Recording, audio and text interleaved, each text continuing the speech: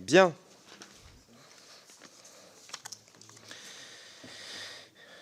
Madame la Présidente, chers collègues, la Commission des Affaires économiques a mené depuis mi-septembre un important cycle d'auditions sur les questions énergétiques qui nous a permis d'entendre les ministres compétents, les industriels, des universitaires, des responsables d'EDF, entreprises chargées de la production électrique, ou encore le président de RTE, le réseau de transport de l'électricité. Il manquait à l'évidence une audition portant sur la distribution de l'électricité, et cette lacune est aujourd'hui réparée. Nous recevons donc ce soir Madame Marianne Legnaud, présidente du directoire d'Enedis. Enedis est une société anonyme qui constitue le principal gestionnaire du réseau public de distribution d'électricité de France. Elle gère le réseau basse et moyenne tension sur 95% du territoire et emploie plus de 38 000 salariés.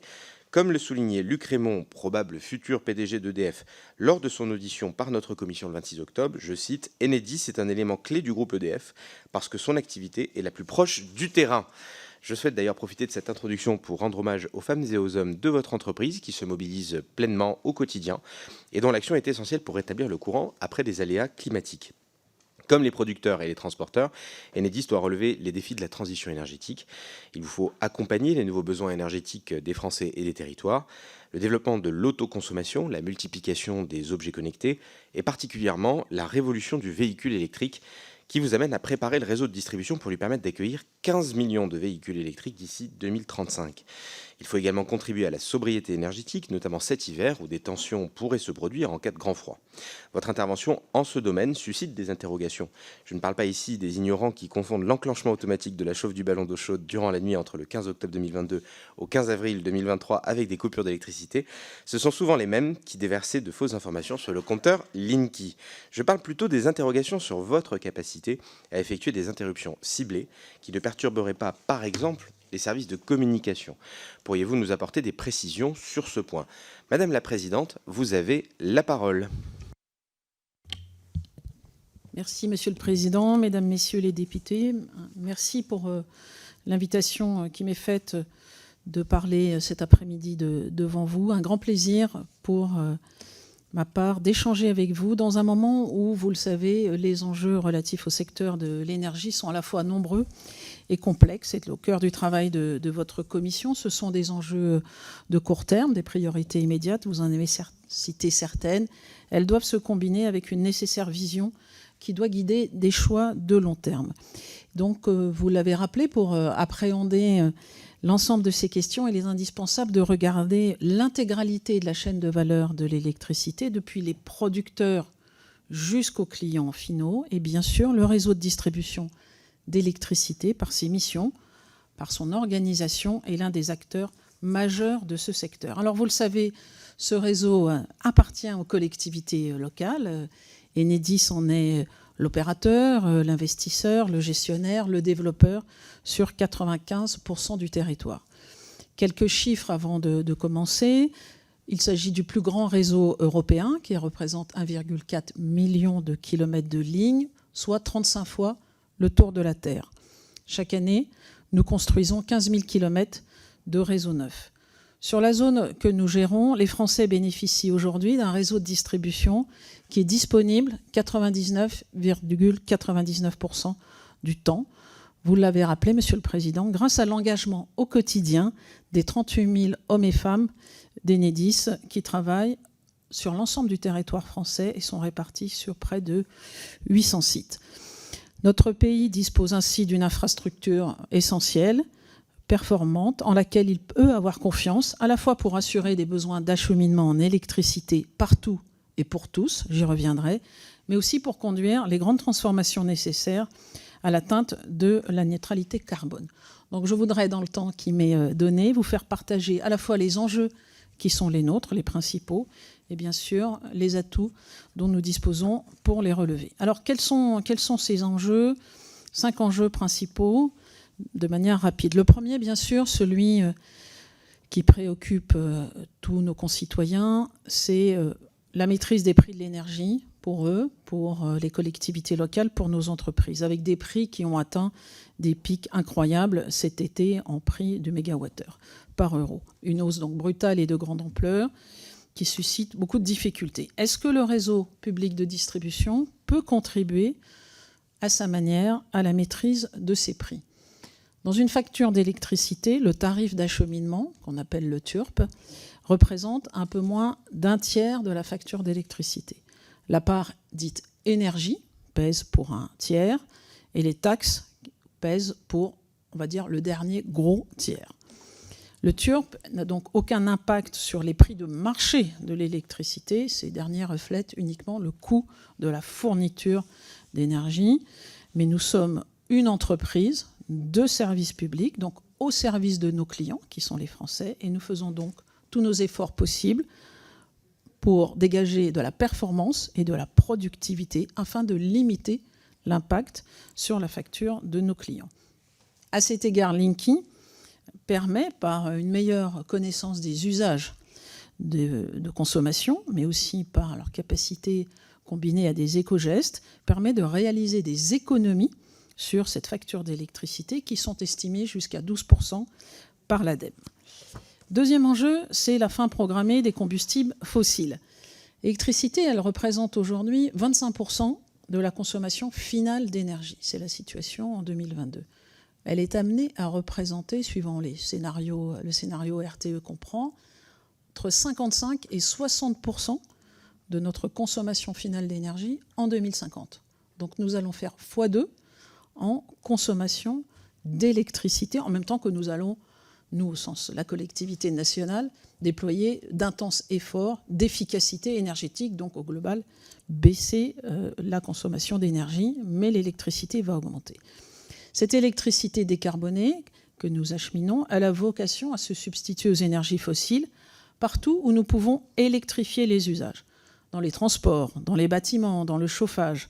Il y a par exemple 3 millions de chaudières fuel à remplacer dans les 10 ans qui viennent, dont 1 million par des pompes à chaleur. Ce seront des pompes à chaleur raccordées au réseau public de distribution. Deuxième illustration, pour la première fois, les Jeux olympiques et paralympiques de 2024 seront exclusivement alimentés par le réseau public de distribution pour l'ensemble des usages de l'électricité.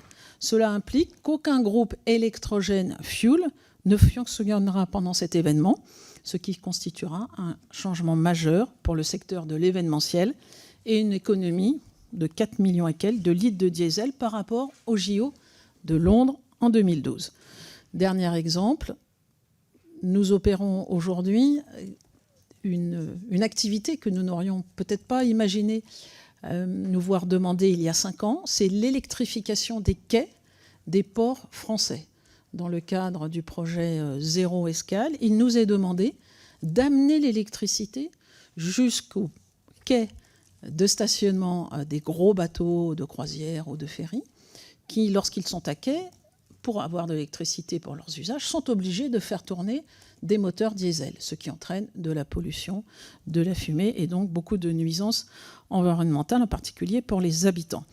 Eh bien, nous amenons maintenant l'électricité pour raccorder au réseau de distribution ces navires et en 20 minutes, vous raccordez un navire comme vous raccordez aujourd'hui une voiture électrique. On économise ainsi les émissions de 10 à 30 000 véhicules, l'équivalent de 10 à 30 000 véhicules thermiques et les pollutions associées. Donc vous le voyez, plus d'électricité, c'est plus de réseau, c'est plus d'usage de l'électricité et c'est ça qui guide notre feuille de route. Le troisième enjeu qui vous occupera très bientôt, c'est le développement et l'accueil des énergies nouvelles, renouvelables sur le réseau de distribution. Plus d'électricité, c'est aussi beaucoup plus d'énergie renouvelable.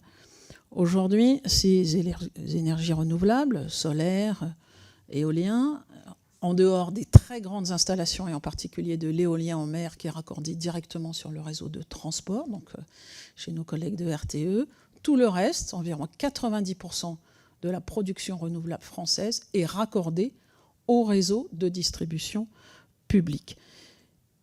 Cela représente aujourd'hui 600 000 sites de production renouvelable répartis sur tout le territoire. Ce sont des efforts de raccordement extrêmement importants pour l'entreprise Enedis.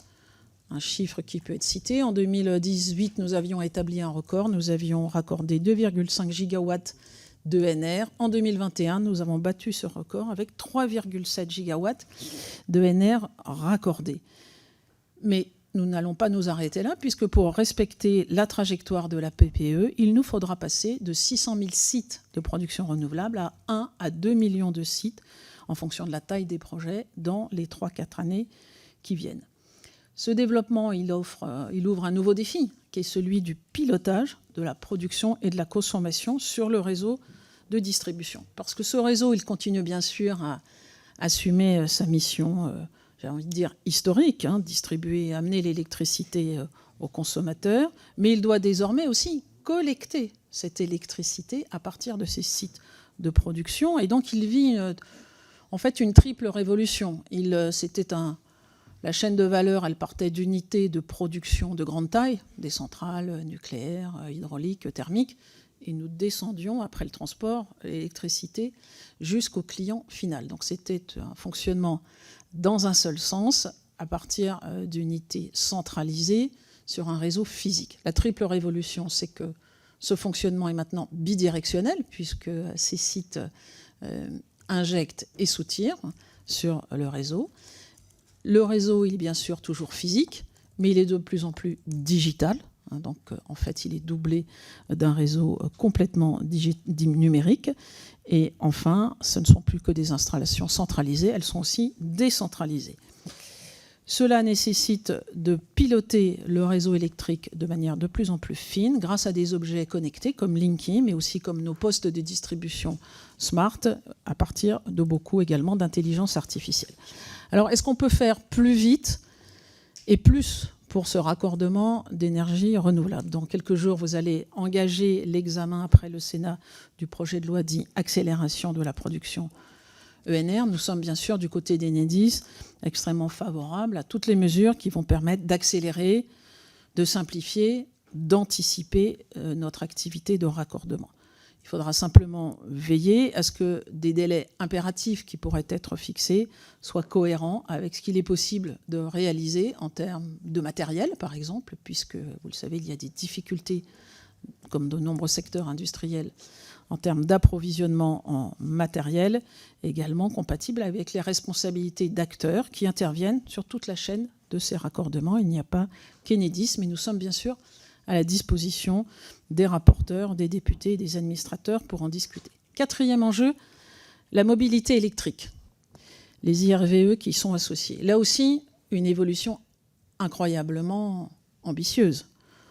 Nous comptons aujourd'hui en France un parc de véhicules tout électriques ou hybrides autour d'1 million d'unités.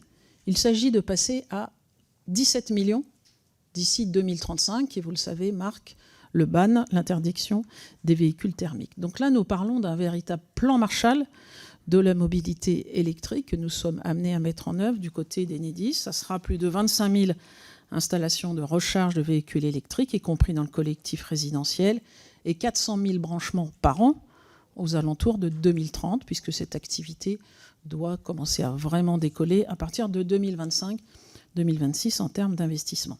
Alors aujourd'hui, quelle est la situation? 90% des Français qui achètent une voiture électrique ont une maison. Pourquoi? Parce qu'ils savent qu'ils vont pouvoir facilement brancher leur voiture, et nous avons fait des études, et une très très grande majorité des clients qui ont acheté une voiture électrique n'ont pas demandé de modification de puissance. Ça veut dire qu'ils ont acheté une prise renforcée et ils se chargent la nuit dans leur garage ou devant chez eux à vitesse lente. La difficulté, elle est pour les clients de ces véhicules électriques qui habitent en résidentiel collectif, puisque aujourd'hui, seuls et près de la moitié des Français habitent dans de l'habitat collectif, qu'il soit privé ou qu'il soit social. Seulement 2% des 180 000 copropriétés qui ont des places de parking supérieures à 10 places, seulement 2% d'entre elles sont dotées d'infrastructures de recharge. Mais depuis peu, le législateur, pour accélérer l'équipement du résidentiel collectif, a permis à Enedis de développer une solution qui est en fait le prolongement du réseau public de distribution dans ces parkings, qui permet de les équiper en préfinançant les travaux de raccordement, puisque pour les copropriétés, c'est souvent le sujet, c'était qui paye l'installation? Est-ce que c'est le premier qui lève le doigt? Est-ce que la copropriété a envie de financer, même si elle compte des copropriétaires qui n'ont pas envie de s'équiper? Eh bien, cela nous permet de préfinancer les travaux de raccordement et d'être remboursés au fur et à mesure que des clients vont venir demander des installations de points de recharge. Donc c'est réellement une solution du réseau public de distribution. Nous équipons aussi les aires autoroutières. Il y a près de 400 aires autoroutières. 330 sont déjà équipées, alors cette fois-ci de bornes rapides, puisque c'est ça qui est attendu sur les autoroutes. 5e enjeu, l'aggravation des risques climatiques. L'été, on a donné une illustration. Bien sûr, nous avons élaboré, et depuis toujours, des plans de résilience, notamment pour faire face aux aléas climatiques. Vous avez cité, Monsieur le Président, l'engagement inébranlable des équipes d'Enedis pour dépanner les clients sur tout point du territoire dans des cas de tempête, de coups de vent ou d'inondation. Mais nous nous préparons à gérer l'aggravation des risques climatiques et des événements qui seront de plus en plus extrêmes. Cela implique de changer des portions de réseau, de le renforcer, de le doubler, de l'enfouir, d'éliminer les plus anciens de nos câbles qui peuvent être vecteurs d'incidents. À très court terme, je sais que vous êtes légitimement, vous l'avez indiqué, préoccupé par la question du passage de l'hiver. Je répondrai bien sûr à toutes les questions que vous aurez sur ce sujet d'actualité immédiate. Donc, deux grands enjeux, des tendances identifiées à l'horizon 2050 et des atouts, je l'espère, pour y répondre. Alors, le premier atout, j'aimerais le dire avec beaucoup de force et de solennité, c'est la force de notre modèle, non pas celui d'Enedis, mais celui que la France a choisi d'avoir un grand opérateur industriel, nous sommes une entreprise industrielle, de service public national. Cette organisation nationale, elle permet des effets d'échelle, d'optimisation, en particulier pour mutualiser les coûts de développement des réseaux entre les territoires, ou pour assurer en cas de crise une mobilisation solidaire de salariés venus de la France entière, ou pour industrialiser des innovations. Cette organisation, elle garantit la solidarité entre les territoires grâce à la péréquation tarifaire, mécanisme de redistribution qui vise à réduire les écarts économiques entre les territoires ou les inégalités entre les consommateurs et les usagers. Veillons, et je le dis d'une manière un peu solennelle, à ce que ce principe ne soit pas affaibli par des dispositions qui seraient favorables au développement des réseaux privés. Des initiatives sont prises actuellement en ce sens. Il faut bien en mesurer toutes les conséquences sur la solidarité territoriale que garantit l'organisation actuelle. Enfin, et vous avez cité les propos de Luc Rémond lors de son audition, Enedis est l'un des services publics les plus maillés et les plus proches du territoire. Nous venons de renouveler pour une durée de 30 ans en moyenne 95% de nos contrats de concession avec nos collectivités. Tous les maires disposent d'un interlocuteur privilégié, y compris dans la ruralité. C'est un choix de proximité dont nous sommes fiers et auquel je suis personnellement très attachée. Et donc une grande conviction que cette organisation très locale et très nationale à la fois est un atout pour répondre à ces défis de planification et de politique énergétique. Le deuxième atout, c'est la trajectoire d'investissement et notre capacité à la tenir dans la durée. Nous allons, vous l'avez compris, pour faire face à tous les défis que j'ai cités, massivement investir sur le réseau, à la fois pour préparer la transition écologique et pour augmenter la résilience de ce réseau face aux aléas climatiques. Je vous ai dit que nous opérions un réseau qui représente 35 fois le tour de la Terre. Tous les 4 ans, nous construisons un nouveau tour de Terre pour les nouveaux usages de l'électricité et nous rénovons, nous modernisons, nous changeons un tour de Terre. Selon l'Agence internationale de l'énergie, lorsque un acteur investit 1 euro dans des énergies renouvelables, il doit aussi investir 1 à 3 euros dans le réseau pour rendre possible leur intégration. Donc nous avons devant nous une trajectoire d'investissement à 2040 qui s'élève à 96 milliards d'euros, ce qui nous fera passer d'une moyenne de 4 milliards annuels d'investissement en euros par an, ce qui est notre chiffre par exemple en 2022. Nous allons terminer à environ 4,4 milliards, à durablement plus de 5 milliards. Et ces investissements vont irriguer durablement, bien sûr, les territoires Nous faisons chaque année 6 milliards d'achats en France, 90% pour des entreprises françaises. Sur nos 3 milliards d'achats de travaux, 50% se font via des TPE-PME. Il y a par exemple plus de 1000 entreprises d'élagage en France. Nous avons 38 000 salariés en propre, mais nous maintenons aussi 56 000 emplois indirects. Troisième atout, c'est la capacité d'adaptation et d'innovation. Aujourd'hui, 9 foyers sur 10 sont équipés de Linky. Je pense que c'est un atout essentiel pour la qualité de service.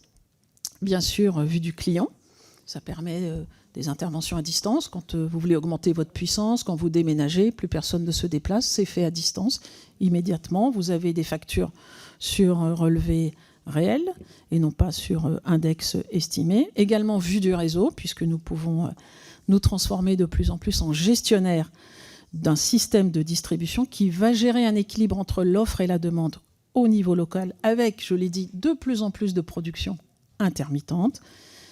Et ces équilibres sont permis aussi par le pilotage des données. Je citerai 3 illustrations concrètes. Le développement de l'autoconsommation collective que nous accompagnons. Il y a aujourd'hui à peu près 120 projets d'autoconsommation collective partout en France.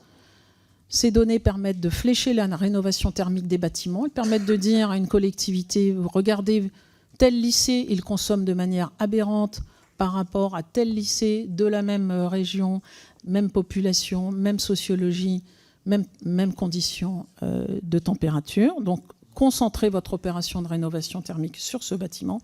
Elle permet aussi de faire des économies dans la gestion de l'éclairage public. Ce sont quelques exemples, mais je pense que nous sommes au début de cette rénovation, de cette révolution du rapport de chacun à la gestion de l'électricité qu'il consomme et qu'il va produire de plus en plus. Cette capacité d'innovation, et j'en finirai par là, elle a été reconnue au niveau mondial, puisque nous avons été reconnus comme le numéro 1 mondial des opérateurs intelligents de réseau parmi les 80 distributeurs mondiaux, qu'il s'agisse d'Européens, d'Américains ou d'Asiatiques. C'est bien sûr la reconnaissance du savoir-faire d'Enedis, mais aussi toute la filière industrielle avec laquelle nous travaillons, donc du savoir-faire français. Je conclus en vous disant que le réseau de distribution inscrit son développement dans ses perspectives de long terme, en même temps qu'il gère des enjeux de très court terme, comme le passage de l'hiver, on y reviendra, et que cela nécessite de rester une entreprise de service public, une entreprise de service public national et local, avec des investissements en croissance, et donc dans un cadre régulatoire qui est fixé par la CRE, qui soit stable et incitatif à l'investissement, avec un actionnaire aligné sur cette vision industrielle de long terme et qui suivent ces enjeux. Et donc vous aurez dans votre agenda des mois qui viennent beaucoup de rendez-vous. Le projet de loi, le projet France Nation Verte, le projet de loi programmation énergétique, la future PPE, qui nous donneront l'occasion de continuer à échanger. Et vous pouvez compter sur ma mobilisation, ma disponibilité et celle de l'ensemble des équipes d'Enedis pour échanger avec vous sur ces problématiques dont on parle moins souvent que celles de la production, mais j'espère vous avoir fait partager ma conviction, qui sont tout aussi essentielles. Merci beaucoup, Madame la Présidente. Ce que je vous propose, c'est de passer aux orateurs de groupe. Madame la Présidente, le principe est simple, c'est 4 minutes par orateur de groupe, inclut votre réponse. Donc, dans certains cas, les orateurs peuvent décider de faire des questions très courtes et attendre des réponses très courtes de votre part. Ils peuvent aussi décider de faire 2 minutes et de vous laisser 2 minutes. Ils peuvent aller jusqu'à un maximum 3 minutes et vous laisser qu'1 minute de réponse. Je vous propose de commencer tout de suite avec notre première oratrice de groupe, Maude Bréjon, groupe Renaissance. Merci Monsieur le Président, merci Madame la Présidente du directoire d'Enedis. Vous avez cité un certain nombre d'enjeux, je voudrais vous interroger sur 3 d'entre eux. Le premier, c'est le passage de l'hiver qui arrive 2022-2023, concernant l'écrêtement ciblé via Linky, qui potentiellement peut être une alternative au délestage, puisque plutôt que délester, ça permet de baisser la puissance contractuelle de Linky, et donc de garder quelques usages au lieu de tout couper. Est-ce que vous avez prévu de travailler dessus, et si oui, est-ce que vous en êtes ? Le deuxième enjeu, plutôt moyen-long terme, concerne le réseau. En 2020, vous avez évoqué une somme de 69 milliards d'euros nécessaire pour le réseau en 16 ans. Comment est-ce que cette somme se découpe et est-ce que vous maintenez cette projection? Et une troisième question sur les délais de raccordement, notamment pour les petites installations type PV agricole, et notamment sur tout ce qui va arriver suite à la loi sur les énergies renouvelables, où on va avoir pas mal de petites installations liées au solaire. Comment est-ce que vous comptez améliorer les délais de raccordement dans les mois et les années à venir? Je vous remercie. Madame la Présidente. Merci. Des questions importantes. J'essaie de répondre rapidement. Passage de l'hiver, donc je reviendrai sans doute sur d'autres dispositions, mais votre question est très précise. Est-il intéressant d'utiliser Linky pour baisser la puissance d'un client qui aurait par exemple un abonnement de 9 kg à 6 ou de 6 à 3 pour lui permettre de garder des usages d'électricité? Ce que nous cherchons à éviter d'abord, c'est d'éviter ces coupures temporaire et tournante de 2 heures maximum. Et donc, il y a énormément de leviers actionnés avant d'en arriver éventuellement à cette solution, mais nous nous y préparons. Il s'agit là de passer des pics de consommation, qui sont des pics du matin et des pics du soir. La difficulté, donc d'utiliser des leviers certains, comme la fameuse neutralisation de l'enclenchement des ballons d'eau chaude sur leur creuse méridienne que le président a rappelé, qui rapporte de manière certaine la consommation d'une ville comme Paris. La difficulté avec la solution que vous mentionnez, c'est qu'on peut avoir un abonnement à 6 kg, mais on ne sait pas ce que le client est en train réellement de consommer. Donc, au moment où on doit éviter la coupure, où on doit rééquilibrer l'offre et la demande, si on baisse tout le monde, mais qu'en fait on ne savait pas combien il consommait, on ne sait pas ce qu'on gagne. Et donc on peut se trouver dans une situation très, très difficile. Donc nous n'envisageons pas à terme, nous préférons utiliser des leviers qui sont certains dans ce qu'ils vont permettre de rapporter, de gagner, d'économiser au moment où le déséquilibre ponctuel va se faire jour. Votre deuxième question, c'est le 69 milliards. Le 69 milliards, c'était effectivement le chiffre précédent de la distribution d'investissement envisagé jusqu'en 2035. Le chiffre récent que nous avons communiqué, il va plus loin puisque nous avançons vers le 2050 de la neutralité carbone. Il est donc de 96 milliards jusqu'en 2040. Et un des événements nouveaux qui était moins visible peut-être il y a 3-4 ans, c'est le développement massif du véhicule électrique et les investissements que cela suppose. Et donc, ces masses sont réparties autour d'enjeux de développement des raccordements, en particulier de la mobilité électrique. Par exemple, sur les 96 milliards, il y en a 7,5 milliards, mais d'ici 2040, qui sont consacrés au sujet de la mobilité électrique. Et puis l'autre grande partie, c'est évidemment d'augmenter la résilience des réseaux et de faire des investissements d'enfouissement, de modernisation, quelque part d'extension de la durée de vie, pour utiliser le vocabulaire d'un autre secteur. Très bien, merci beaucoup Madame la Présidente. Monsieur Maisonnet, RN. Merci Monsieur le Président. Madame la Présidente, je vous remercie pour votre présence au sein de notre Assemblée, pour votre propos liminaire. Comme vous le savez, les prix de l'électricité s'envolent, les restrictions se multiplient, les Français ont le sentiment, à juste titre, d'être les victimes de mauvaises décisions de leurs responsables politiques. L'accès à une électricité abondante, bas carbone, peu chère et sûre était l'un de nos principaux avantages compétitifs, notamment d'un point de vue industriel. Nous sommes en train de le perdre. Cette situation catastrophique n'est pas une résultante de la guerre en Ukraine et de la crise inflationniste, elle est surtout due à des manquements graves et aux erreurs de politique qui, pendant des années, ont préféré l'idéologie au pragmatisme. Le renouvelable est poussé à un développement anarchique, tandis que notre secteur nucléaire a été fortement délaissé. Nous payons aujourd'hui nos renoncements d'hier en renonçant à investir dans de nouvelles centrales nucléaires et en délaissant l'entretien de nos infrastructures. Les différents gouvernements ont mis en place les conditions déplorables qui sont actuellement celles de notre réseau électrique. Aujourd'hui, des efforts parfois grotesques sont demandés aux Français. Ces derniers sont prêts à changer leurs habitudes pour l'intérêt général, mais Comment expliquer qu'on leur demande d'éteindre leur machine à laver, et qu'on interdise les terrasses chauffées, quand Bruxelles s'apprête à interdire les voitures thermiques pour aller vers le tout électrique à l'horizon 2035, vous l'avez rappelé, faisant ainsi exploser notre consommation d'électricité.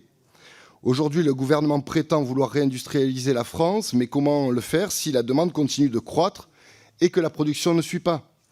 Les Français payent aujourd'hui le manque d'anticipation et de vision sur le long terme des dernières décennies. Je sais bien que tous ces facteurs ne dépendent pas d'Enedis. Cependant, vous êtes l'une des personnes les mieux placées pour évaluer l'avenir de notre parc électrique. Ma question est donc la suivante. Pensez-vous que cette fois, les différents acteurs de l'électricité ont pris conscience du défi qui les attendait ? Ou au contraire, devons-nous désormais nous dire que l'abondance en électricité, c'est terminé, au risque notamment de voir notre industrie poursuivre son effondrement ? Je vous remercie. Merci, Monsieur Maisonnet. Madame la Présidente.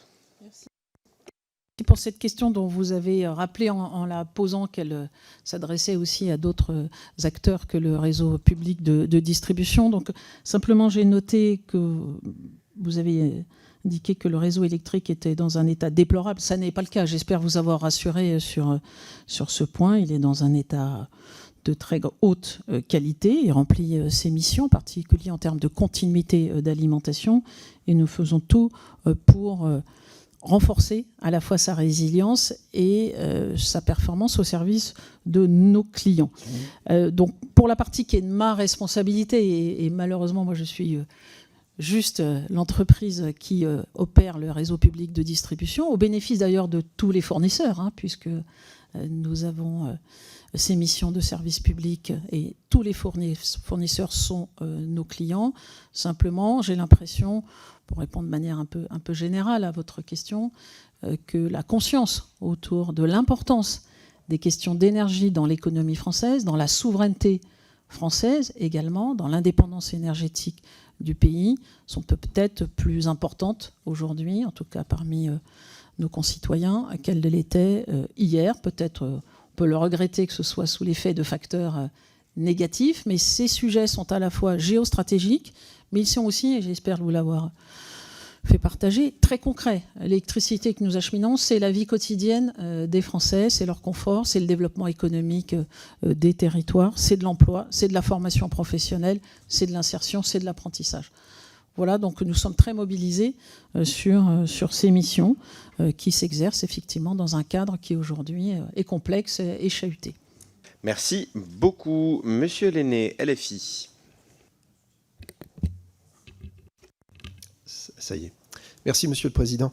Madame la Présidente, Enedis a été créé pour répondre aux injonctions européennes de découpage de l'entreprise historique pour faciliter la libéralisation du marché de l'énergie. On voit pourtant que celui-ci, aujourd'hui, est incapable de répondre aux enjeux d'approvisionnement. Il manque un outil de planification stratégique qui garantisse une pleine et entière maîtrise publique sur ces enjeux de la production jusqu'à la fourniture d'électricité.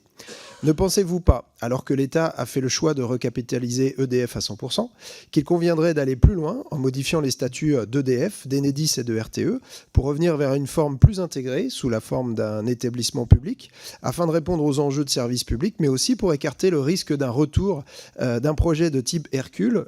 Notre collègue socialiste Philippe Brun a usé de son droit récemment et est tombé sur des documents qui nous inquiètent au plus haut point. Un monopole public ne serait-il pas plus efficace ? De manière plus factuelle, comment envisagez-vous votre rôle auprès des collectivités pour éviter les risques réels de blackout cet hiver, d'autant que le redémarrage des centrales semble compromis, comme la presse en est fait l'écho ces derniers jours. Je parle des centrales nucléaires, évidemment. Vous indiquiez dans un article des Échos du mois dernier que les coupures que vous seriez obligé de mettre en œuvre à la demande de RTE se limiteraient à 2 heures et passeraient par la coupure de certains départs de lignes moyenne tension, alimentant environ 200 000 personnes. Cette approche remet clairement en cause le principe de continuité du service public, en tout cas c'est notre avis, une approche qu'on pourrait qualifier d'aveugle, alors que les enjeux de sobriété doivent prendre en compte l'idée d'une responsabilité différenciée, d'après nous. Auriez-vous d'autres solutions pour prévenir ces coupures et comment êtes-vous associé à la définition de ces stratégies ?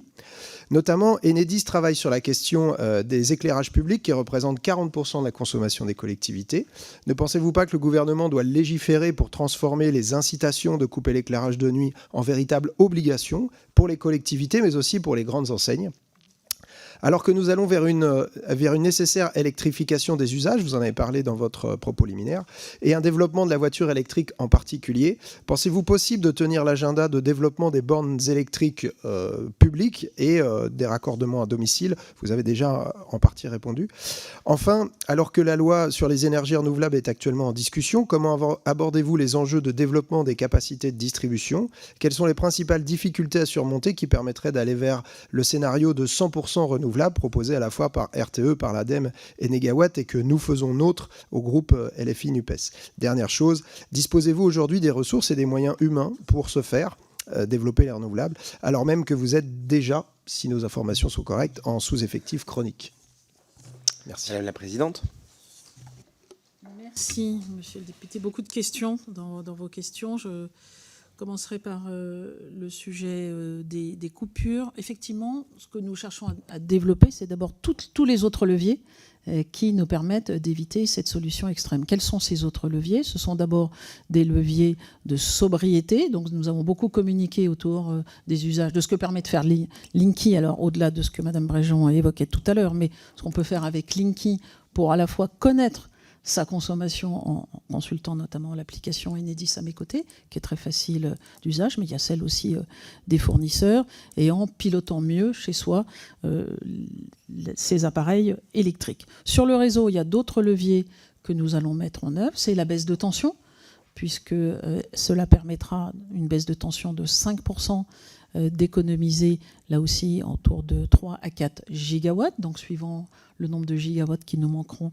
Et cela, on l'a testé et on le mettra en œuvre avec RTE. C'est la solution déclenchement des ballons d'eau chaude dont on a parlé tout à l'heure, qui rapporte, entre guillemets, elle aussi, 2 gigawatts et demi à l'heure de la pause méridienne. Et puis, ce sont d'autres solutions de sobriété, vous les avez évoquées, pour les collectivités locales, le pilotage de l'éclairage public. Merci. Alors, je voudrais vous dire que nous ne sommes pas en sous-effectif, nous recrutons, nous formons, et au contraire, nous avons augmenté nos effectifs pour faire face à l'ensemble de ces enjeux. Merci beaucoup. J'ai Madame Duby-Muller, LR. Madame la Présidente, merci pour la présentation de vos atouts et la stratégie d'Enedis.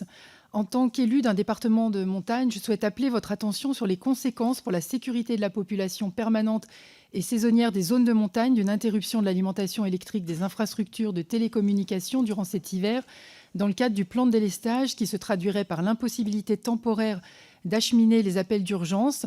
Enedis sera-t-il en capacité technique de protéger cet hiver de tout délestage électrique les infrastructures de télécommunications en montagne, qui jouent un rôle majeur pour l'accès des secours ainsi que l'accès aux services médicaux et d'urgence? Je vous remercie. Merci. Madame la Présidente. Une question importante qui m'a été posée plusieurs fois.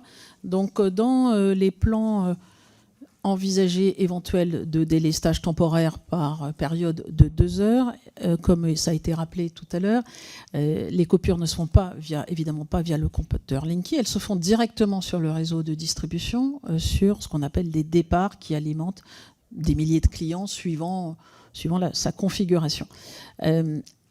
Mais il y a aussi des clients dits prioritaires qui doivent représenter jusqu'à 38% de la puissance du département et qui, eux, seront protégés, épargnés, entre guillemets, par ces coupures potentielles, parce que ce sont tout simplement des hôpitaux, des sites de défense, des grandes entreprises indispensables au fonctionnement du pays. Ça n'est pas Enedis qui établit cette liste de sites prioritaires, ce sont les préfectures, et nous avons, avec les services de l'État, Intérieur et Énergie, énormément travaillé avec les préfets pour les aider à établir ces listes, mais elles sont maintenant établies et les arrêtés sont en voie d'être publiés. Et donc, ces clients dits prioritaires ne seront pas coupés, et d'ailleurs pas non plus leurs voisins, puisqu'ils bénéficieront quelque part du fait d'être dans une poche qui comprend un client prioritaire. Alors, s'agissant des télécoms, il y a des dizaines de milliers d'antennes relais pour lesquelles les opérateurs de télécom n'ont pas prévu, contrairement à ce qu'oblige la continuité de service public, de systèmes de secours. Et donc, nous avons travaillé avec eux pour croiser nos listes, ces listes de sites prioritaires et ce qu'ils appellent les nœuds de leur réseau, qui sont les endroits prioritaires qu'il faut préserver pour que des situations comme celles que vous décrivez ne se produisent pas. Donc nous sommes très attentifs à la situation des réseaux de télécommunications avec lesquels nous avons beaucoup collaboré, mais tous ne pourront pas être considérés comme prioritaires, pas les dizaines de milliers d'antennes que compte le pays. Je rappelle qu'il s'agirait de coupures d'une durée quand même autour de 2 heures, ce qui arrive assez fréquemment. Par exemple, quand vous avez des travaux chez vous dans votre rue, qu'Enedis change ou installe un câble, ça arrive d'être coupé quelques heures. Je ne dis pas que c'est rien, et donc il faut le préparer de manière très très sérieuse. C'est ce que nous faisons, et en particulier avec les opérateurs de télécom, mais aussi avec l'ensemble des autres services publics, puisqu'il y a aussi la sécurité civile, il y a aussi le ferroviaire, il y a aussi les feux d'alimentation. Donc tout ça est pris en compte sous la responsabilité des préfets. Madame Duby-Muller, il reste 30 secondes. C'est bon pour vous? Très bien, merci. Monsieur Bollot, Modem. Merci Monsieur le Président, merci Madame la Présidente, et merci d'être présente pour nous donner l'occasion de parler des réseaux. Parce qu'en matière d'énergie, on parle souvent de la production et de la consommation, et sans les réseaux, il n'y a pas de distribution d'électrons. Les préoccupations, vous l'avez signalé actuellement, sont souvent celles des prix de l'énergie, de leur envolée, de l'augmentation très importante du prix de l'électricité, mais il y a un autre sujet qui revient régulièrement, et il a été évoqué par plusieurs de mes collègues, c'est celui des coupures hivernales. Et un certain nombre de questions nous sont régulièrement adressées sur le sujet. Qui sera concerné? Avec quel délai de connaissance les coupures seront-elles annoncées? Et pour moi, toutes ces questions relèvent d'une certaine façon d'un manque de communication autour de ce sujet des coupures nécessaires à la résilience de notre réseau. Et donc j'aimerais savoir, avoir quelques éléments d'information complémentaires par rapport à ce que vous avez déjà dit, notamment par rapport aux réseaux d'eau. Est-ce qu'ils seront, est-ce qu'ils sont prioritaires ou non? Parce que sans eau, il y a aussi quelques activités qui vont avoir des difficultés, notamment les activités de santé. C'est-à-dire un CHU non coupé, c'est une chose, mais s'il n'a pas d'eau, ça va être quand même un peu problématique. Et puis, j'aimerais savoir quelles sont les mesures que vous pouvez mettre en place pour faciliter la communication sur ces coupures, parce qu'il revient aussi à chacun de pouvoir s'organiser individuellement et pour pouvoir les préparer le mieux possible lorsqu'elles surviendraient, si cela est le cas. Madame la Présidente. Merci. Donc effectivement, le fait qu'on se dirige vers des coupures potentielles n'est pas connu au dernier moment. Vous savez qu'RTE a mis en place un système qui s'appelle EcoWatt et donc est communiqué largement. Maintenant, quand vous regardez le bulletin météo sur les chaînes télévisées, le fait que nous soyons dans une situation EcoWatt facile, c'est-à-dire verte, un peu tendue, c'est-à-dire orange, ou rouge éventuellement en cas de tension. Et ça veut dire que chacun doit essayer le plus possible de faire des efforts pour économiser l'électricité au moment des pics de consommation, c'est-à-dire essentiellement le matin et le soir. Au fur et à mesure qu'RTE affine à la fois sa prévision météorologique, parce qu'on ne prévoit pas la météo à un mois, donc les premières alertes de situations tendues sont émises une semaine avant le moment, et puis c'est affiné au fur et à mesure, mais il faut des prévisions météorologiques, il faut le niveau de la production en France, moment considéré, et puis la capacité d'importation. Ces 3 facteurs sont précisés à J-3, à J-2. Donc on a prévu d'informer largement l'ensemble des acteurs concernés, bien sûr les collectivités locales, bien sûr les grandes entreprises, de manière anticipée à partir de J-2, pour leur dire attention, la situation est tendue, vous pourriez faire l'objet d'une coupure, mais ces coupures se font à la demande de RTE qui envoie, c'est un peu technique, des blocs de mégawatts à délester aux agences de conduite d'Enedis. Il y en a 28 en France. Ce sont des centres de pilotage, comme les aiguilleurs du ciel, si vous voulez, mais de l'électricité, qui vont répartir ces coupures potentielles sur le territoire pour éviter que des clients soient coupés plusieurs fois dans la journée. Donc il faut que ce soit réparti pour que ce soit égalitaire d'une certaine manière. Et donc l'information, elle s'affinera de manière de plus en plus précise. Nous serons évidemment en lien avec les préfectures. Et la veille au soir, vous pourrez en allant sur le site EcoWatt, qui en fait va communiquer avec les sites d'information Enedis, eh bien, rentrez votre adresse précise et savoir si potentiellement ou pas vous faites l'objet d'une coupure. Mais bien évidemment, nous aurons une cellule de crise dans chaque département avec l'ensemble des préfets et nous informerons les collectivités locales via tout notre réseau d'interlocuteurs privilégiés de la situation potentielle dans laquelle ils sont. Mais Merci. vous le comprenez, c'est quelque chose qui s'affine jour après jour et heure par heure. Merci beaucoup. Madame Battistel, socialiste. Merci, Monsieur le Président. Merci, Madame la Présidente du Directoire. Deux sujets, plus que deux, puisque le premier a été évoqué par ma collègue Duby Miller sur la question des télécommunications et du maintien de la continuité, notamment sur les appels de secours. Donc, vous y avez répondu. La deuxième portait sur... je souhaiterais que vous nous rapportiez plus précisément les principales contraintes que vous rencontrez aujourd'hui en matière de déploiement des réseaux, notamment des délais dans le cadre du développement des ENR. Nous avons des textes en cours, notamment celui de l'accélération des ENR. Nous portons, en tout cas pour certains, une ambition forte sur le développement des ENR.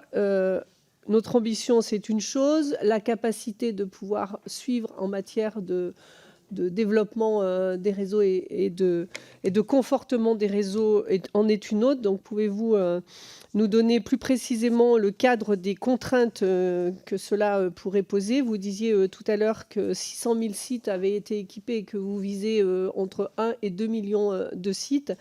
Ça fait une augmentation importante d'infrastructures sur 3 ou 4 ans. Donc voilà un petit peu les éléments et en tout cas peut-être ce qu'il faudrait qu'on apporte dans le cadre de cette loi pour aussi sécuriser cela. Ma deuxième question porterait sur le sujet aussi qui fait un peu l'actualité actuellement et notamment la question de mon collègue Philippe Brun à la Première ministre tout à l'heure concernant les projets de restructuration d'EDF et notamment Hercule Bis qui se profile à l'horizon. Dans le projet Hercule numéro 1 et 2 d'ailleurs, il y avait Enedis était dans le volet vert, ce qui entraînait évidemment un démantèlement des différentes activités. Les projets qui sont sur la table montrent qu'on est encore dans ce schéma-là. Est-ce que vous avez des informations? Est-ce que vous avez des inquiétudes par rapport à cela? Et si oui, est-ce que vous pouvez nous les exprimer? Je vous remercie. Madame la Présidente. Merci. Très rapidement sur le raccordement. Donc nous avons fait des efforts extrêmement importants pour réduire les délais de raccordement en revoyant l'ensemble de nos processus, en revoyant nos systèmes d'information, en mettant des ressources supplémentaires et en travaillant beaucoup avec les fédérations de producteurs renouvelables pour ce qui est la partie raccordement des renouvelables. Et donc, dans le projet de loi, je dirais qu'à système actuel, tout ce qui permet d'accélérer, de simplifier les autorisations administratives, en particulier préalables, données par les préfets sur les projets, tout ça va dans le bon sens. Donc nous sommes favorables à tout le paquet de mesures qui est déjà envisagé, qui permet d'accélérer et de simplifier. Après, il y a peut-être une autre question, mais peut-être pour plus tard, autour de la planification énergétique qui permettrait de mieux se faire rencontrer les réseaux et les projets des producteurs. J'observe qu'aujourd'hui, eh bien, beaucoup de projets renouvelables se développent dans des endroits où il y a peu d'habitants et donc où il n'y avait pas de consommateurs d'électricité et où donc le réseau n'était pas énormément développé. Ce qui nous a conduit à annoncer des délais extrêmement longs, RTE et nous, à certains producteurs, parce que tout simplement, il n'y a pas de ligne à haute tension RTE et ça ne se construit pas en 6 mois et il n'y a pas non plus de poste source Enedis. Et donc tout ce qui permettrait de mieux se faire rencontrer les projets de renouvelables qui sont nécessaires au développement de ces énergies, mais aussi les contraintes et les réalités du réseau, me semblerait aller dans le bon sens. Et donc c'est tout l'espace de la planification. Je suis sûr que j'aurai une autre question sur Hercule Bis pour y répondre. Très bien. Monsieur Warsmann, Horizon. Ça n'est pas horizon, Monsieur le Président. Mais je vous en prie, ça n'est pas du tout un reproche. Madame la Présidente du Directoire, deux choses, un témoignage et une alerte. Un témoignage d'abord pour vous féliciter, vos services dans mon département. Nous avons depuis 2019 lancé, et avec le soutien du gouvernement, un plan de redynamisation. Vous avez vraiment des services, une réactivité qui se remettent en cause, qui s'adaptent, qui sont vraiment remarquables. Une audition à l'Assemblée est parfois pas agréable pour une présidente. Vraiment, prenez ce compliment, transmettez-le à vos équipes parce que c'est vraiment mérité. L'alerte que j'ai, c'est dans la suite de ce que vous venez de dire. C'est le schéma d'énergie renouvelable. Vous l'avez dit, vous le concertez avec les syndicats d'énergie renouvelable. Donc, par exemple, sur l'éolien, vous trouvez des gens qui savent vous dire 2 ou 3 ans avant, voilà ce qu'on va faire. Dans mon département, on est très actifs, par exemple, sur l'agrivoltaïsme. Et vos services me disent, par exemple, je vous cite un exemple, vous y êtes, les transformateurs, on est saturés, on ne saura plus vous dire quoi, et on ne saura vous répondre que dans 4 ou 5 ans, parce que la production supplémentaire qui va être diffuse, 4-5 mégawatts par agriculteur qui va faire un projet, celle-ci, on ne l'a pas dans notre viseur, on n'a pas su la prévoir. Donc, Madame la Présidente, je pense qu'il faut accroître l'agilité. Et si vous voulez faire des expérimentations sur un territoire de notre pays, mon territoire, les Ardennes, sont tout à fait prêts à le faire avec vous. Je vous remercie. Bien, Madame la Présidente, une réponse courte. Un grand merci d'abord pour les félicitations que je transmettrai bien sûr aux équipes d'Enedis. Merci pour ces propos qui nous vont droit au cœur. Sur votre deuxième question, en réalité, les conditions réglementaires et législatives ont fait que ce qui était autrefois de la responsabilité des petits producteurs, c'est-à-dire de se doter d'un poste de distribution, a été transféré, parce que la loi a rendu beaucoup plus favorable, enfin ce sont des arrêtés, le fait de se mettre à 250 kilos et donc de bénéficier d'absence d'autorisation, mais aussi de l'obligation d'achat. Les projets ont été multipliés par 10, les devis entre octobre de l'année dernière et mars de cette année multipliés par 10. Et de ce fait, c'est à Enedis qu'incombe maintenant la responsabilité de fournir ces postes de distribution, que nous commandons par dizaines de milliers. Mais de fait, il y a la crise des matériels, il y a la crise d'approvisionnement, et nous pouvons rencontrer, c'est réel, certaines difficultés. Donc ce n'est pas un manque d'anticipation de notre part, monsieur le député, c'est un changement de la réglementation qui a fait passer la responsabilité d'un acteur à l'autre. Nous nous adaptons, nous avons signé des nouveaux marchés.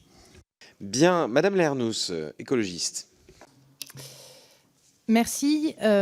Vous l'avez souligné, le réseau de distribution et le rôle d'Enedis est absolument fondamental dans la société qu'on est en train de construire et dans l'utilisation notamment et la mise en place de la planification écologique et de la transition écologique.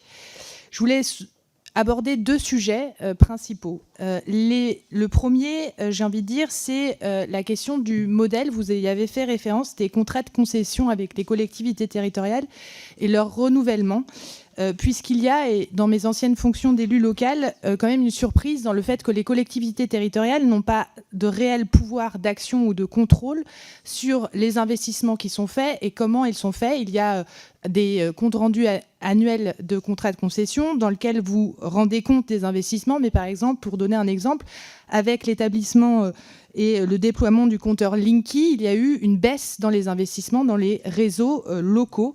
Et puis, si on regarde les chiffres, le renouvellement des réseaux HTA et BT sont quasi inexistants. Le rythme médian est de 520 ans pour le réseau BT et 427 ans pour le réseau HTA, alors que parallèlement, il y a plus d'1 milliard d'euros qui part annuellement à la maison mère. La part des provisions aussi pour renouvellement, mobilisées pour les travaux de renouvellement, est assez faible, autour de 10%, ce qui a des conséquences patrimoniales importantes, notamment sur le financement des ouvrages et sur le ticket de sortie, et interroge aussi sur la gestion du stock des provisions pour renouvellement par le concessionnaire. Ça, c'était sur la partie vraiment travail avec les collectivités territoriales.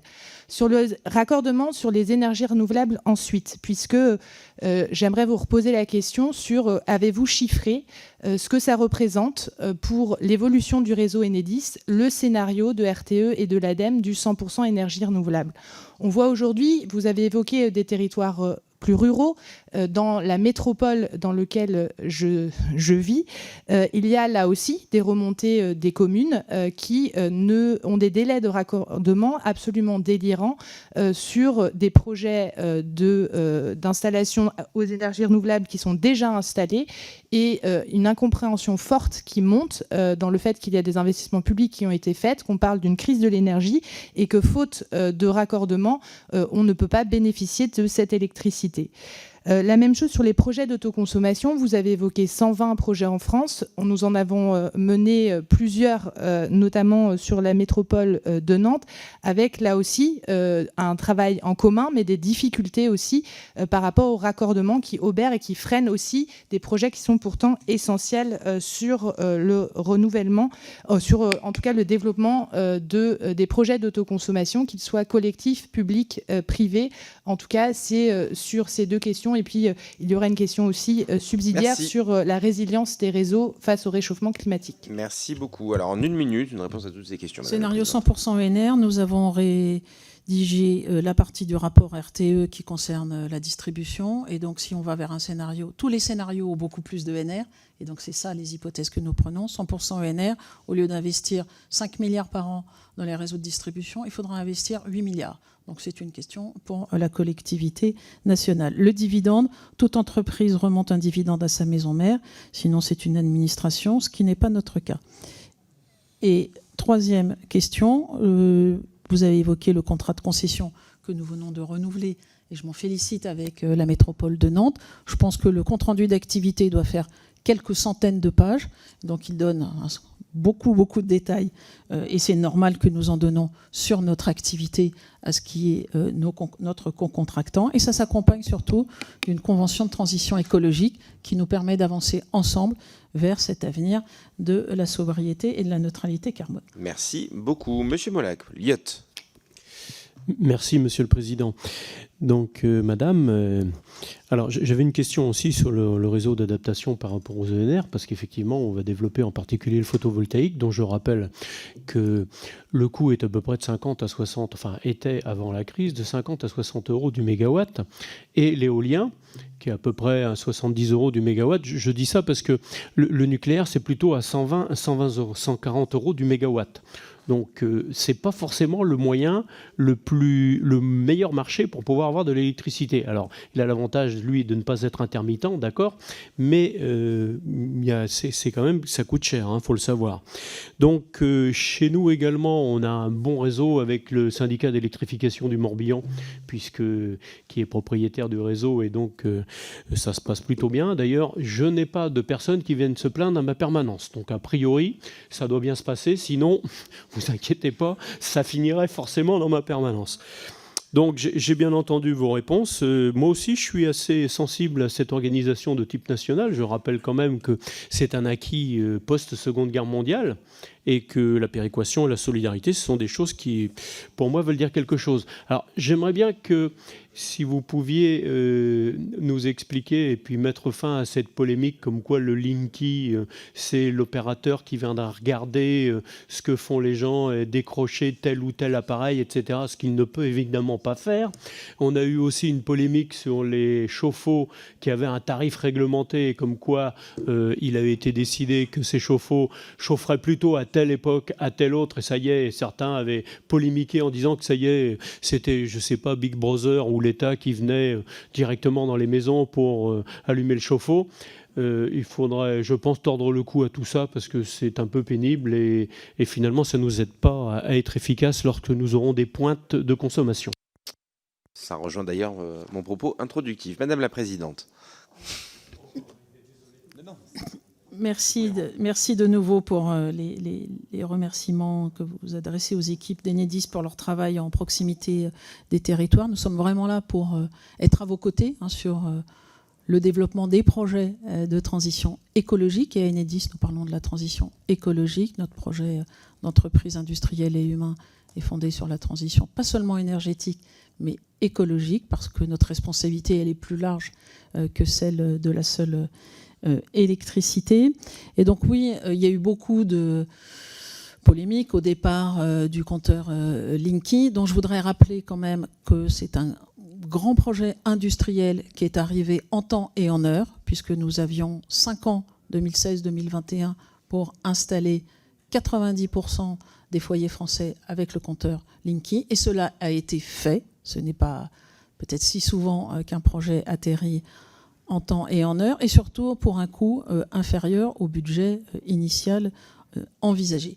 Alors les polémiques qui avaient lieu autour de la maîtrise des données, est-ce que Linky permet de savoir quand chacun prend sa douche? Évidemment, la réponse est non. Les données, elles appartiennent aux consommateurs individuels.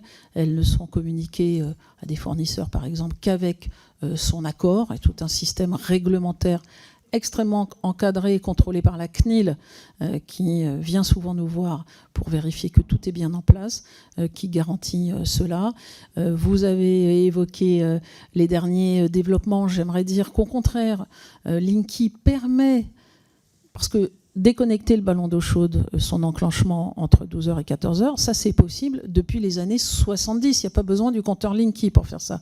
Ce que permet le compteur Linky, à l'inverse, c'est de continuer à bénéficier des heures creuses méridiennes pour tous les autres usages de l'électricité dans la maison. Donc Merci. Je crois effectivement qu'il faut rétablir, comme vous le faites, les vérités de base. Merci beaucoup.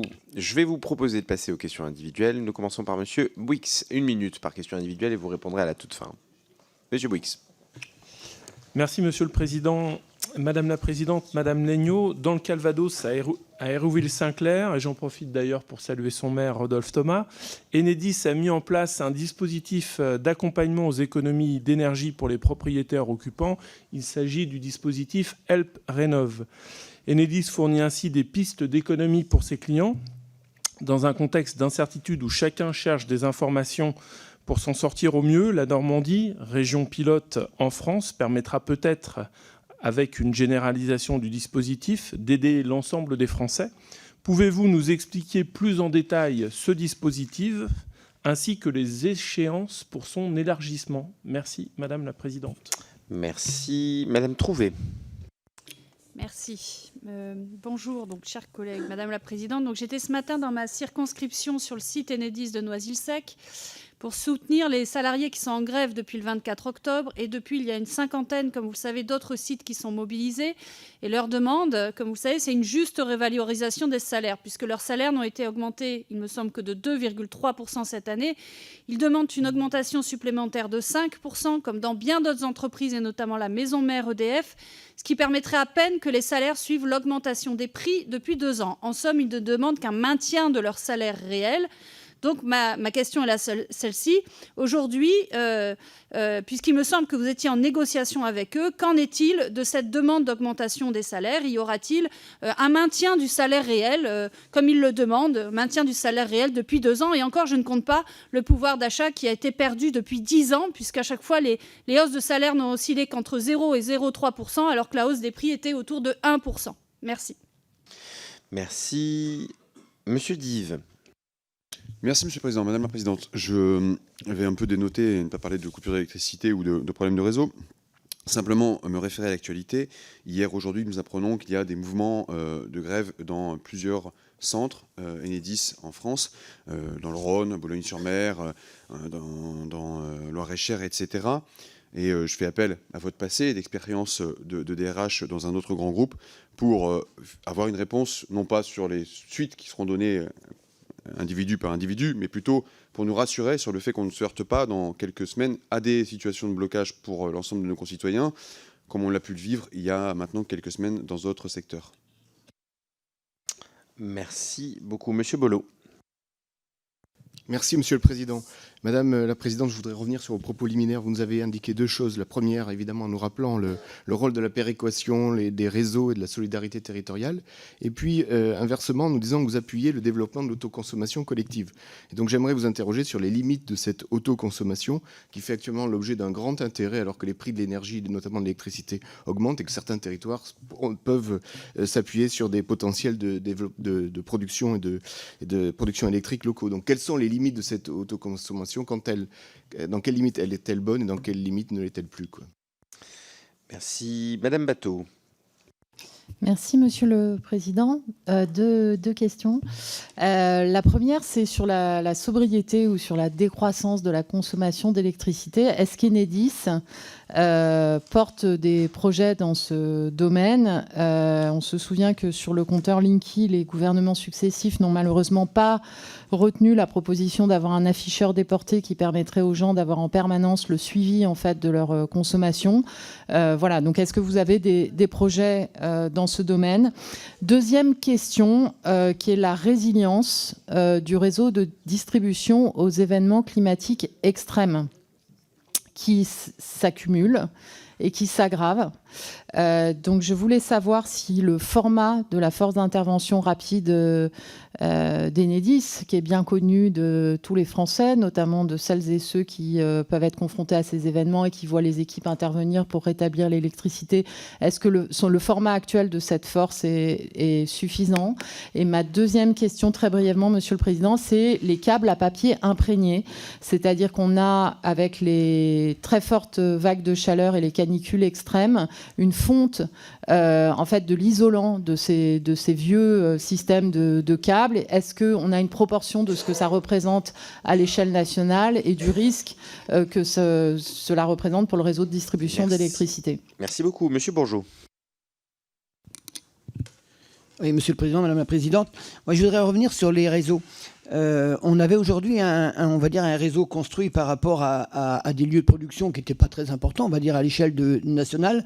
Et aujourd'hui, bien sûr, avec le développement des productions variées, moi je m'interroge, puisque j'ai quelques exemples là, qui dernièrement, sur des grosses fermes agricoles en photovoltaïque, dans des milieux, donc dans le milieu rural, dans des hameaux, et où le réseau n'étant pas construit visiblement pour absorber ces productions, il y a on constate des problèmes dans le voisinage, dans les habitations à proximité. Je voulais savoir si c'était des éléments que vous aviez ou pas, puisque quand on me parle quand même que le compteur Linky qui grille 2 ou 3 fois dans l'année et avec des dégâts, donc voilà, bon, c'est peut-être marginal, mais je me dis que pour l'avenir, est-ce que c'est des remontées que vous avez? Merci.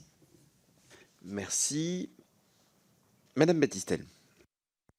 Oui, merci Monsieur le Président. Quelques minutes, comme Madame la Présidente n'a pas pu répondre à la question de son degré d'information sur les nouveaux projets Hercule bis ou bis 2 ou bis 3 et les inquiétudes que ça pouvait susciter. Je préfère le rappeler pour qu'elle n'oublie pas dans sa conclusion. Monsieur Lenné. Merci, Monsieur le Président. C'est à nouveau une question sur le volet social de l'entreprise, puisque nous croyons savoir que les salariés sont visiblement recrutés en dessous du SMIC, soit 1 329 € net par mois. Donc, comment est-ce qu'on peut expliquer cela? Par ailleurs, les salariés qui sont en grève actuellement font état d'une perte de sens de leur travail. Alors, ici, nous ne sommes pas des porte-parole syndicaux, évidemment, nous sommes des députés de la nation, mais il en va du bon fonctionnement d'un service public. Si on est mal payé, si on perd du sens au travail, on va se retrouver à Enedis, comme c'est le cas dans l'éducation nationale, comme c'est le cas dans les hôpitaux, à courir après des gens qui ne vont pas avoir envie de travailler pour gagner des clopinettes ou pas trouver de sens de leur travail. Donc voilà, on se permet de poser ces questions sur le volet social. Merci. Madame Lahernos. Oui, simplement pour redire que la question de la distribution est quand même assez clé, qu'effectivement Nantes Métropole a signé un contrat de transition énergétique dans ce sens, mais je faisais référence au contrat de concession. Et si on a un rapport actuel de ce que fait Enedis, on n'a pas de négociation ou de pouvoir, c'est-à-dire quand ma collègue Delphine Bateau évoque les papiers imprégnés sur la disparition, le renouvellement des réseaux, on n'a pas de possibilité d'intervention sur ce sujet-là, et c'est ça que je soulevais. Ensuite, localement également, nous avons travaillé avec Enedis sur des plans de recrutement, puisque Enedis en région nous faisait part de la difficulté de recrutement dans un certain nombre de métiers, et qui, pour la prévision et la mise en œuvre et l'évolution du réseau qui va connaître une révolution importante, est effectivement un problème. Donc, est-ce que vous avez un plan de recrutement et de formation des équipes, puisqu'on manque de personnel pour mettre en œuvre la transition énergétique? Monsieur Potier. Merci, Monsieur le Président. Comme d'autres collègues, moi je m'interroge sur la mission désormais d'Enedis dans un système où est promue l'autoproduction, l'autoconsommation, et où la dispersion des producteurs, même s'ils produisent pour le réseau, va être une nouvelle difficulté. Est-ce que vous avez eu un chiffrage, un travail d'anticipation pour mesurer le surcoût pour Enedis, ou le coût généré en tout cas par Enedis, par cette nouvelle donne de la libéralisation et de la dispersion de la production d'énergie? Et d'autre part, dans les procédures qui s'élaborent dans la loi, avez-vous été associé, et est-il envisagé que vous soyez associé comme RTE à la définition des zones pertinentes pour la production d'ENR pour obtenir le mix énergétique? Bien, est-ce qu'il y a Madame Petel? Allez-y. Oui, vraiment rapidement, et c'est une question qui est en fait une question d'un de nos collègues qui ne peut pas être là. Vous avez parlé très très rapidement tout à l'heure de votre, enfin en tout cas de la permanence du réseau pour les acteurs de télécommunications qui disposent, eux, d'une autonomie de 30 minutes, mais qui, au-delà, vont connaître des problèmes s'il y a des délestages et s'il y a des coupures sur le réseau. Nous n'avons pas très bien compris tout à l'heure comment vous allez pouvoir résoudre ce problème-là, puisque eux ont quand même une obligation de service public dans la transmission des communications. Merci. Je crois que je n'ai plus de questions. Donc, très bien. Madame la Présidente, je vous propose de répondre. Si on peut ramasser les réponses en une dizaine de minutes, ce serait vraiment parfait. Quinzaine maximum. Eh bien, parfait. 15 minutes, ce serait vraiment génial. Voilà. Merci beaucoup. Merci. Merci pour toutes ces questions qui touchent aux différentes activités. Vous voyez la diversité des questions, la diversité de la nature de nos activités. Donc, Help Rénov est un dispositif que nous testons dans le Calvados qui permet d'utiliser les données globales produites par les compteurs Linky, pas les données individuelles, mais globalisées, pour donner des pistes d'économie d'énergie aux différentes collectivités. Et c'est aussi une question de Madame Bateau. Ça fait partie de notre effort de sobriété. Nous venons d'ouvrir un portail pour l'ensemble des collectivités locales, qui a un grand succès, puisque ça leur met des tableaux de bord, des alertes sur leur consommation à disposition, et donc ils peuvent eux-mêmes exploiter ces données qui sont un peu arides quand elles ne sont que brutes, mais là nous les accompagnons dans le pilotage de leur éclairage public pour faire des économies, du chauffage de leurs bâtiments, et ce grâce au compteur Linky. Donc nous allons, c'est aussi en lien avec les PIMS, puisque ça fait partie aussi de la solidarité, nous allons déployer de manière plus industrielle les solutions qui sont les plus pertinentes pour les collectivités. Nous en testons plus que nous n'en déployons de manière industrielle, parce que l'innovation, c'est aussi l'expérimentation.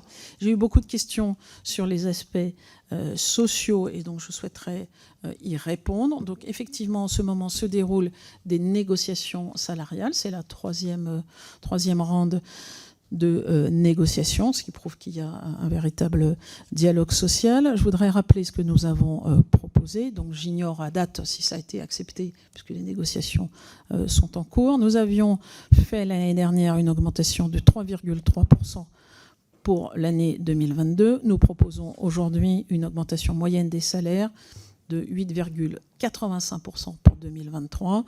Donc vous voyez que les deux additionnés couvre largement l'inflation hors part énergie, puisque nous permettons d'enlever la part énergie de l'inflation, étant donné la situation des salariés d'Enedis par rapport au tarif agent, donc qui s'élève à un peu plus de 8%. Nous sommes largement au-delà de 11%. Ces augmentations sont d'ailleurs complétées par des primes, une prime qui a déjà été versée en 2022 de 600 € pour tous, et une prime qui est proposée en 2023 avec un plafond de 1 135 € par salarié. Donc ce sont des propositions ambitieuses, mais qui reconnaissent aussi qu'il y a une inflation réelle qui touche aussi les salariés de la distribution, qui sont des salariés très engagés dans leur travail, je tiens à le dire, puisque ça a été posé comme question, fiers de travailler à Enedis, et donc qui ne souffrent pas de démotivation. Au contraire, nous avons un très fort taux d'engagement et de fierté d'appartenance à l'entreprise. C'est assez normal pour une entreprise qui pratique l'ascenseur social. Un cadre sur deux n'était pas cadre en entrant à Enedis. C'est 15% chez Renault, c'est 50% chez Enedis. Donc nous Mettons en œuvre l'ascenseur social de l'exécution vers la maîtrise, de la maîtrise vers l'encadrement, avec 7% de la masse salariale consacrée à la formation. Je reviens sur les salaires, puisque vous avez parlé d'embaucher en dessous du SMIC. C'est totalement inexact. Et dans le passé, je viens de parler de l'avenir, mais dans le passé, les salariés d'Enedis ont bénéficié d'une augmentation d'environ 30% de salaire pour la période 2010 à 2021, à comparer à une inflation d'environ 13% sur la même période. J'ai dit tout à l'heure que nous recrutions. Alors effectivement, merci de le rappeler, nos difficultés, elles tiennent à notre capacité à sourcer sur des métiers techniques dont malheureusement l'attractivité n'est pas toujours au top et on ne peut que le déplorer. Nous cherchons des salariés bac plus 2, électrotech, sur les métiers de l'électricité. Et si je prends que l'exemple des Pays de Loire, vous connaissez bien, eh bien, il y a 300 apprentis qui rentrent dans les formations d'apprentissage disponibles sur le territoire. Il y en a à peu près 50 qui n'ont pas leur diplôme. Il y en a 100 qui continuent à travailler. Et il y en a déjà 50 qui sont en apprentissage dans les entreprises. Donc, alors que ça sature déjà totalement les seuls besoins d'Enedis en termes de recrutement, sans parler de l'ensemble de nos prestataires avec qui nous travaillons. Donc oui, nous allons lancer un grand projet avec l'ensemble de nos partenaires autour des écoles des métiers, des réseaux de l'électricité pour redonner de l'attractivité. Ça ne sert à rien de tous essayer de recruter sur un périmètre défini trop petit. Il faut élargir ce périmètre et encourager les jeunes, y compris les jeunes femmes, à rejoindre des métiers techniques qui sont des métiers de la transition écologique. Vous pouvez compter sur nous là-dessus. La résilience face aux situations extrêmes, la FIR, la force d'intervention rapide d'électricité, qui a été mise en place après la grande tempête Klaus de 1999, tout le monde s'en souvient, compte aujourd'hui 2000 salariés. Nous les mobilisons dans un temps extrêmement rapide et même grâce à l'intelligence artificielle combinée aux algorithmes météo, nous pouvons prévoir les endroits où le réseau risque d'être endommagé en cas de tempête avec le vent qui souffle à 104 km de face sur les côtes bretonnes. Et nous envoyons en avance nos équipes pour dépanner le plus vite possible les clients. La péréquation n'est pas incompatible avec l'autoconsommation. L'autoconsommation ne doit pas s'accompagner de tarifs particuliers totalement réduits au périmètre qu'on envisage. Parce que les autoconsommateurs ont besoin du réseau quand ils consomment et quand ils produisent. Ils en ont besoin, si je puis dire, doublement, et notamment en particulier quand il n'y a pas de production solaire la nuit, eh bien, le réseau est là à disposition. Et donc il faut bien garder cela à l'esprit, vous avez raison, quand on parle d'autoconsommation, ça n'est pas à la place des investissements dans le réseau. Donc oui, nous sommes fortement engagés dans des actions de sobriété que nous prenons au sens du GIEC d'ailleurs, sur les quatre dimensions, pas seulement au sens de l'énergie. Donc ça nous conduit à travailler de plus en plus sur la biodiversité, sur la ressource en eau, sur les matériaux et sur les minerais rares. Et d'ailleurs, nos salariés, nous les avons sollicités pour qu'ils nous fassent des propositions en termes de sobriété. Voilà ce que fait l'entreprise. Qu'est-ce qu'elle pourrait faire de plus, de mieux, de différent? La consultation est en cours, elle dure plusieurs semaines. Des questions de nouveau autour des télécoms. Donc les télécoms assurent des missions de service public, ils ont des obligations de continuité de service public et donc d'investir aussi pour garantir la continuité de ce service public et notamment de s'équiper en moyens de secours en cas de défaillance du réseau. Nous avons énormément travaillé avec eux pour faire coïncider les points critiques de leur réseau et les points classés prioritaires par les préfets et ainsi assurer la résilience maximum des réseaux télécoms, notamment pour tous les services d'urgence. Ce travail est en cours. Il se fait entre deux opérateurs chargés de missions essentielles de service public. Dans les autres questions qui m'ont été posées, je finis évidemment par Hercule pour vous dire que moi, ce qui me paraît important pour la distribution. Enedis représente à peu près 25% du groupe EDF, 25% de ses salariés, 25% de ses investissements, 25% de ses revenus. C'est évidemment sa dimension de service public et de proximité. On en a beaucoup parlé cet après-midi. Donc plus que des questions d'organisation, et je n'ai pas conscience ou connaissance de schémas préconçus d'organisation. J'ai écouté les propos du ministre de l'économie assurant qu'on ne commencerait pas par un projet d'organisation, ainsi que du futur président d'EDF. Ce qui est important pour la distribution, c'est tout ce dont nous avons parlé cet après-midi. Être une grande entreprise de service public. Et donc tout à l'heure, notre député du côté LFI a parlé de monopole. Nous sommes déjà un monopole de ce fait, mais un monopole efficace et performant. Une grande entreprise de service public avec des missions dans la transition écologique en croissance, à un haut niveau d'investissement, dans un modèle qui est à la fois national et local, avec la péréquation et les collectivités locales propriétaires des réseaux, dans un groupe le plus intégré possible, parce que je crois beaucoup au caractère intégré du groupe EDF, ça me paraît tout à fait essentiel pour la distribution, et dans un projet qui soit porteur de sens et d'ambition et de fierté pour l'ensemble des salariés de la distribution. Et c'est ça qui est le plus important pour moi que tout schéma d'organisation qui serait déterminé à l'avance. Et enfin, oui, nous avons un ambitieux programme d'éradication des câbles CPI les plus propres à générer des incidents, et ça fait partie des 96 milliards d'investissements que j'ai indiqué être nécessaires à l'horizon 2040. Je crois que je suis arrivée au terme de mes minutes, mais que j'ai essayé de couvrir, je ne pense pas en avoir oublié, l'ensemble des questions. Vous aviez évoqué des questions plutôt de milieu rural, et donc ces sujets à la fois de raccordement d'ENR, d'autoconsommation, sont aussi la réalité des territoires ruraux.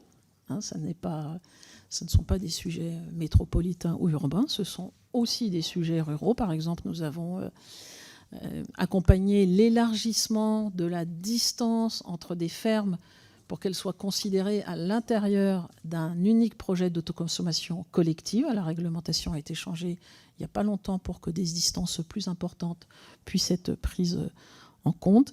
Et donc, nous accompagnons l'ensemble de ces projets. Bien sûr, nous sommes très sensibles aux éventuels problèmes de qualité de l'électricité que vous pourriez nous signaler.